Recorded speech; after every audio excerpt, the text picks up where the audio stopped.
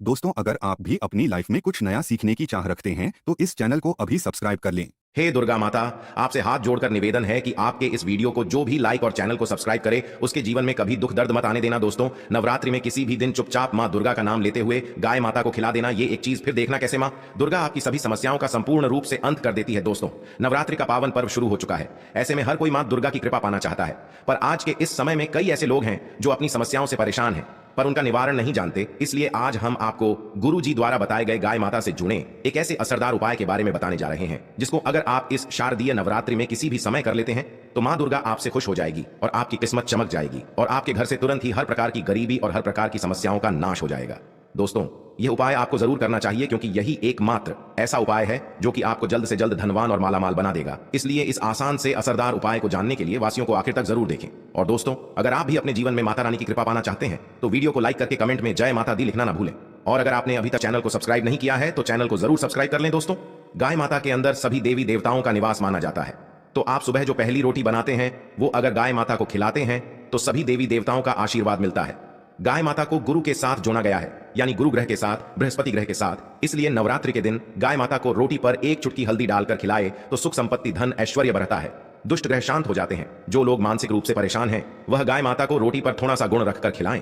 ये तो सकारात्मक ऊर्जा आती है, टेंशन खत्म होती है, स्वास्थ्य अच्छा रहता है। और अगर आपको लगता है कि आपके सभी ग्रह खराब है तो ऐसे में गाय माता को पहली रोटी रोज खिलाएं, सभी ग्रह धीरे धीरे हो शुभ हो जाएंगे। कभी कभी जीवन में लंबे समय से कोई शुभ मंगलकारी नहीं हो रहे होते हैं, तब ऐसे में आप गाय माता को रोटी खिलाएं, गाय माता के मस्तक को छूकर अपनी मन्नत कहे प्रणाम करें, पैर छुए तो आपकी मन्नत जरूर पूरी होगी। तो यह था गाय माता को आप क्या खिलाए उसके बारे में, लेकिन गाय माता को क्या नहीं खिलाना चाहिए अब हम वो भी जान लेते हैं। दोस्तों, गाय माता को रोटी तो हर कोई खिलाता है, अब ये रोटी बासी बिल्कुल भी नहीं होनी चाहिए, यानी कि जो एक दिन की पहले की रोटी बनी रहती है और आप जो दूसरे दिन सुबह सुबह खिला देते हैं वो नहीं खिलानी चाहिए। कई बार आप रोटी बना लेते हैं और उस दिन गाय माता मिलती नहीं तो रोटी रखी रह जाती है, फिर वो अगले दिन गाय माता को खिलाने से गाय माता का अपमान माना जाता है, वो रोटी बासी कहलाती है।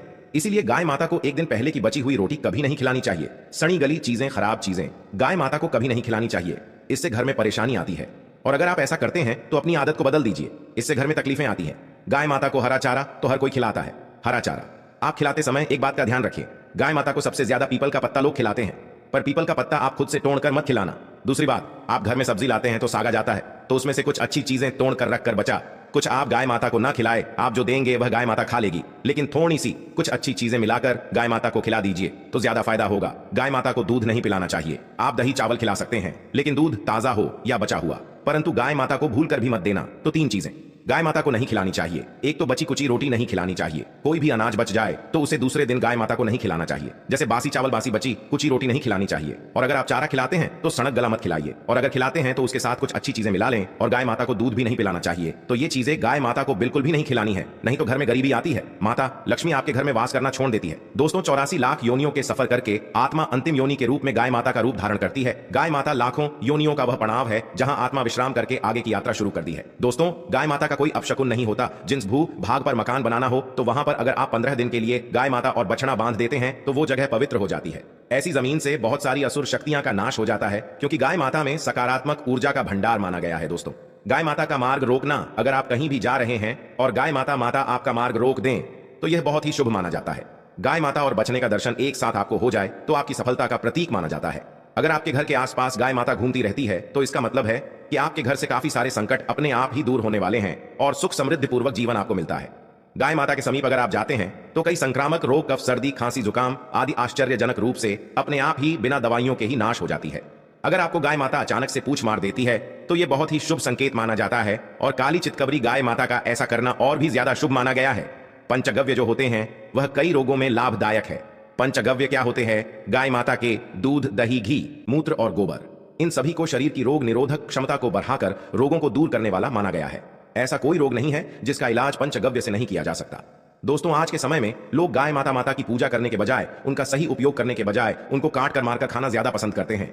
शायद ये सुनकर आपको बुरा तो जरूर लगेगा, पर यह सच है। और गाय माता को रोटी देने से न केवल सुख समृद्धि की प्राप्ति होती है बल्कि बरकत होने लगती है। अगर आप गाय माता को पाल सके तो अच्छी बात है, लेकिन आज के मॉडल युग में जहां लोगों को शायद खुद के घर में रहने की जगह नहीं है, ऐसे में गाय माता को रखना थोड़ा कठिन और महंगा हो सकता है। ऐसे में आप गाय माता को रोटी तो दे ही सकते हैं, कम से कम रोटी देकर आप सुख समृद्धि को प्राप्त कर सकते हैं, आपके घर में बरकत होने लगती है। हमारे बुजुर्ग हमेशा कहते आए हैं कि गाय माता को रोटी खिलाना चाहिए, लेकिन समय के चलते गाय माता की सेवा हर कोई नहीं कर पाता। कम से कम रोटी तो आप खिला ही सकते हैं। अगर रोटी भी नहीं खिला सकते तो जैसे काफी सारे जो हमारे भाई बहन विदेशों में रहते हैं तो उनको गाय माता नहीं मिलती है, वह पूछते हैं कि हम कैसे गौ सेवा करें।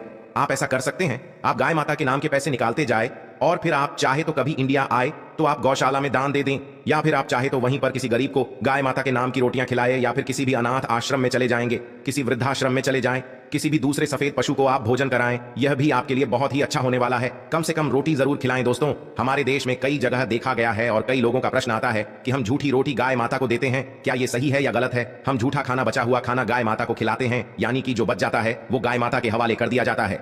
तो आपको बता दें दोस्तों, रामायण काल में गाय माता को एक श्राप मिला था, उसी वजह से आज उनके साथ ऐसा हो रहा है। उसी श्राप की वजह से गौ माता में देवी देवताओं का वास होने के बाद भी उनको झूठा खाना पड़ता है, यहां तक कि गाय माता पॉलीथीन भी खाती है। हालांकि यह किसी भी लिहाज से सही नहीं है। आपको बता दें, वाल्मीकि रामायण में सीता द्वारा पिंडदान देकर दशरथ की आत्मा को मोक्ष मिलने का संदर्भ आता है। जो लोग जानते होंगे वो जानते हैं कि वनवास के दौरान भगवान राम, लक्ष्मण और सीता मां पितृपक्ष के दौरान श्राद्ध करने के लिए गया धाम पहुंचे। वहां श्राद्ध कर्म करने के लिए जरूरी सामग्री जुटाने राम और लक्ष्मण तो चले गए और सामान लेकर नहीं आए। इधर दोपहर हो गई, पिंडदान का समय निकलता जा रहा था। सीता मां घबराने लगी, तभी दशरथ की आत्मा ने पिंडदान की मांग कर दी। अब गया जी के आगे फाल्गुनी नदी पर अकेली सीता जी मुश्किल में पड़ गई। उन्होंने फाल्गुनी के साथ वट वृक्ष, केतकी के फूल और गाय माता को साक्षी मानकर बालू का पिंड बनाया और स्वर्गीय राजा दशरथ अपने ससुर के नियमित पिंडदान कर दिया। थोड़ी देर में जब भगवान राम और लक्ष्मण लौटे तो उन्होंने कहा कि समय निकल जाने के कारण मैंने पिंडदान कर दिया, बिना सामग्री के पिंडदान कैसे हो सकता है? इसीलिए राम जी ने सीता मां से इसका प्रमाण मांगा। तब सीता मां ने कहा कि जो फाल्गुन नदी के रेत है, केतकी के फूल हैं, गाय माता और वटवृक्ष है, जो मेरे द्वारा किए गए श्राद्ध कर्म की गवाही दे सकते हैं। इतने में फाल्गुनी नदी, गाय माता और केतकी के फूल तीनों इस बात को मुकर गए और उन्होंने कहा सीता मां झूठ बोल रही है, सिर्फ वटवृक्ष ने सही बात कही। तब सीता जी ने दशरथ का ध्यान करते हुए उनसे ही गवाही देने की प्रार्थना करी। दशरथ जी ने सीता मां की प्रार्थना को स्वीकार करके घोषणा की थी, एंड वक्त पर सीता ने मुझे पिंडदान कर दिया। इस पर राम आश्वस्त हुए, लेकिन तीनों गवाहों द्वारा झूठ बोलने पर सीता जी उनसे क्रोधित हो गई और उन्हें श्राप दिया और फाल्गुन नदी से कहा कि जा, तेरा नाम सिर्फ नदी रहेगा, लेकिन तुझ में पानी कभी नहीं रहेगा। इस कारण आप भी जानते होंगे, जो लोग जानते हैं, फाल्गुन नदी आज भी गया में सूखी ही रहती है। गाय माता को श्राप दिया कि तू पूजा होकर भी लोगों का झूठा खाएगी, और केतकी के फूल को श्राप दिया कि तुझे पूजा में कभी नहीं चढ़ाया जाएगा। वट वृक्ष को सीधा मां ने आशीर्वाद दिया कि उसे लंबी आयु की प्राप्ति होगी और दूसरों को छाया प्रदान करेगा, तथा पतिव्रता स्त्री तेरा स्मरण करके अपने पति की दीर्घायु की कामना करेंगी। यही कारण है गाय माता को आज भी झूठा खाना पड़ता है। केतकी के फूल को पूजा से दूर रखा जाता है। फाल्गुन नदी के तट पर जल नहीं है। सीता कुंड में पानी के अभाव में सिर्फ बालू या रेत में पिंडदान किया जाता है। दोस्तों, शास्त्रों के मुताबिक गाय माता में सारे देवी देवता निवास करते हैं। 33 कोटि देवी देवता और पितरों का निवास होता है। अगर आप किसी भी मंदिर में नहीं जा सकती, पूजा पाठ नहीं करते, कहीं जाकर के ग्रह दोषों का उपाय नहीं कर सकते, तो आपको गाय माता को एक रोटी जरूर खिलानी चाहिए। हमेशा कहते हैं कि पहली रोटी गाय माता को अगर आप भी खिलाते हैं तो आप दुनिया के सारे सुखों को प्राप्त कर सकते हैं। आपने अक्सर सुना होगा कि रसोई में पहली रोटी जो भी बने गाय माता को दे देनी चाहिए। हर रोज गाय माता को एक रोटी देने से आपके जीवन के सभी दुख दर्द दूर हो जाते हैं। खाना बनाते वक्त हमेशा पहली एक रोटी गाय माता की निकाल दें।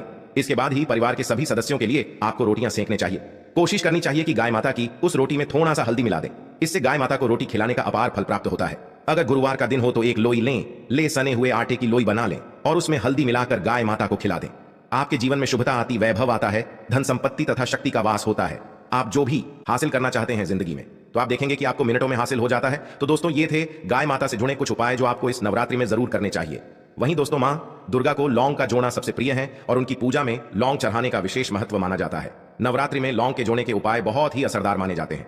इसलिए आइए आपको बताते हैं इससे जुड़े कुछ खास उपाय। आर्थिक संकट दूर करने के लिए लौंग का उपाय। नवरात्रि में मां दुर्गा को प्रसन्न करने के लिए एक पीले कपड़े में लौंग का एक जोड़ा रखकर उसके साथ 5 इलायची और 5 सुपारी रखकर मां दुर्गा को अर्पित करें। उसके बाद अगले दिन सुबह स्नान करके यह सामग्री कपड़े सहित अपनी तिजोरी में रख दे। ऐसा करने से आपके घर में सुख समृद्धि बढ़ेगी और मां दुर्गा प्रसन्न होकर आपको आर्थिक रूप से संपन्न बनाएगी। नौकरी के लिए काफी दिन से हैं परेशान, अगर आप कई दिनों से नौकरी को लेकर परेशान हैं और काफी मेहनत करने के बाद भी आपको मनचाही नौकरी नहीं मिल पा रही है, तो नवरात्रि में रोजाना लौंग का एक जोना अपने सिर के ऊपर से 7 बार उतारकर मां दुर्गा के चरणों में अर्पित कर दें। ऐसा करने से आपकी नौकरी से संबंधित सभी समस्याएं दूर हो जाएंगी और आपको मनचाही नौकरी मिल जाएगी। राहु केतु के अशुभ प्रभाव को दूर करने के लिए उपाय। नवरात्रि में राहु केतु के अशुभ प्रभाव से मुक्ति पाने के लिए हर रोज लौंग का एक जोना शिवलिंग पर अर्पित करें। ऐसा करने से भगवान शिव की कृपा आप पर होगी और कुंडली से राहु केतु के अशुभ प्रभाव दूर होंगे। रोजाना करें लौंग कपूर का धुआं। नवरात्रि के 9 दिनों में रोजाना लौंग और कपूर का धुआं पूरे घर में रोजाना करने से आपके घर से अशुभ ऊर्जा और नकारात्मकता दूर होती है। रोजाना सुबह 9 दिनों तक इस उपाय को करने से आपके घर से सभी प्रकार की नकारात्मकता कम होती है। दोस्तों,